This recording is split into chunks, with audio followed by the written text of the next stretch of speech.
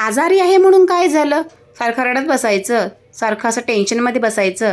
आम्ही नेहमी चिमूला, ह्या चिडक्या चिमूला हसवण्याचा प्रयत्न करत असतो, हसवण्याचा प्रयत्न करत असतो.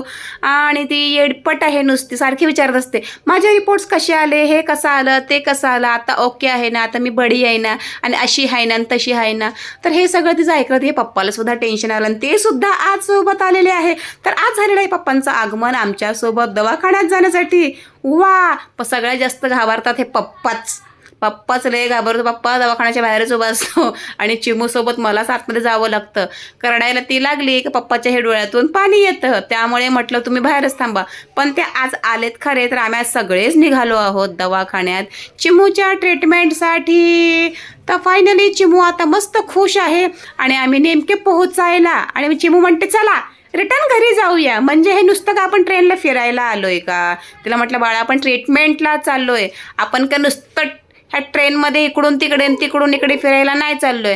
तर फायनली पोहोचलो आपल्या स्टॉपला.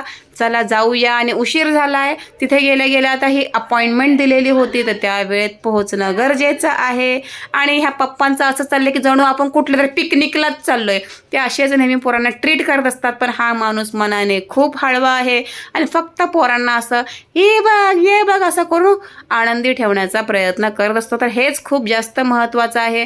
आणि आमच्या चिमूबाईचे औषधामुळे, जे IBDचे औषधं चालू आहेत, त्यामुळे अजून तिन्ही दातांवर थोडासा फरक पडला आहे की काय, तेच बघतोय की चांगले आहेत की नाही. तर डॉक्टर म्हणतात की तीनही दात प्रॉब्लेमॅटिक आहेत, तर तिन्ही दातांना आपण टाटा बाय बाय करूया. तर चला करून टाकलेलं आहे फायनली. त्यातसुद्धा चिमूने एवढा त्रास दिला. अगोदर बोलली की ठीक आहे मम्मा, ओके मी तयार आहे, आणि बघा फायनली नंतर तिचं तो तिला मग आम्ही कन्व्हिन्स केलं की आपण खूप सारे आईस्क्रीम खायचे. खूप सारे आईस्क्रीम खायचे म्हणल्यावर ती अशी शांत झाली.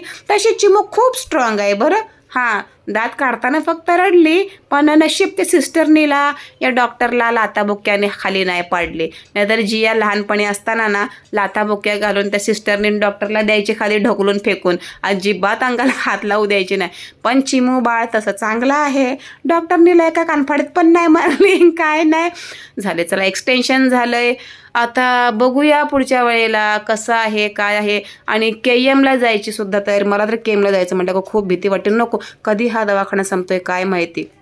तर जाऊ दे, बाहेर जाऊन आईस्क्रीम घेतल्या. आईस्क्रीमसुद्धा जवळपास भेटली नाही, थोडंसं लांब जावं लागलं. ते घेऊन मग चिमूला दिलं, आणि तिला म्हटलं बाया हळूहळू खा आणि शांत राहा. नशीब काही दुखायला वगैरे पटकन लागलं नाही. घरी यायची पटकन ओढ लागली होती, कारण घरी येऊन पटकन औषध दिलं की माझ्या जीवात जीव येईल. Okay, hopes. आणि प्रत्येक आईवडिलांना हेच टेन्शन असतं की आपली मुलं काय करायचं, किती करायचं, खरंच खूप कमी आहे. पण ह्या आयुष्यात, या लाईफमध्ये टेन्शन घेऊन निराश होऊन रडत बसून काहीही होत नाही. जी अडचणी येतील त्या प्रत्येक अडचणींना फेस करणं हेच महत्त्वाचं आहे. सो आम्ही मुलांनासुद्धा ते शिकवत असतो की टेन्शन घ्यायचं नाही, काय नाही, काहीही झालं तरी स्ट्रॉंग राहायचं, आणि काय नाही औषधं असतात त्यामुळे. आणि डॉक्टरसुद्धा आपल्याला खूप सपोर्ट करत आहेत. तर ठीक आहे, चलो चिमू आता बरी आहे. काही रिपोर्ट्स नॉर्मल आलेले आहेत, काही रिपोर्ट्स प्रॉब्लेममध्ये आहेत. सो ते सुद्धा एका महिन्यामध्ये कवर होतील. होप सो तुम्हाला जर व्हिडिओ आवडला असेल तर प्लीज लाईक करा. आणि आजचा दिवस हा असा गेलेला आहे हेक्टिक, खूप पाय दुखत आहेत. चला आता घरी जाऊन आराम करूया. बाय.